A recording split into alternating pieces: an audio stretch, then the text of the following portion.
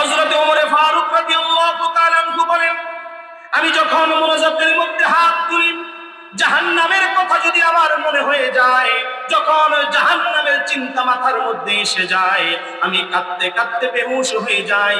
আমি মনে করি কিয়ামতের মাঠে আল্লাহ যদি একজন ব্যক্তিকে জাহান্নামের মধ্যে দেয়, ওই ব্যক্তিটা মনে হয় আমি ওমর জাহান্নামের মধ্যে যাব। সুবহানাল্লাহ।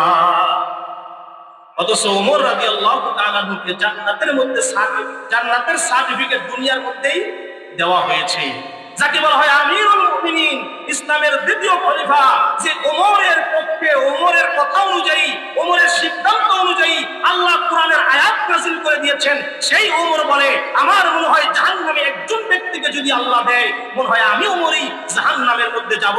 আর আপনি আমি দুনিয়ার মধ্যে সামান্য কিছু ইবাদত করে, 2 রাকাত নামাজ পড়ে, একবার হজ করে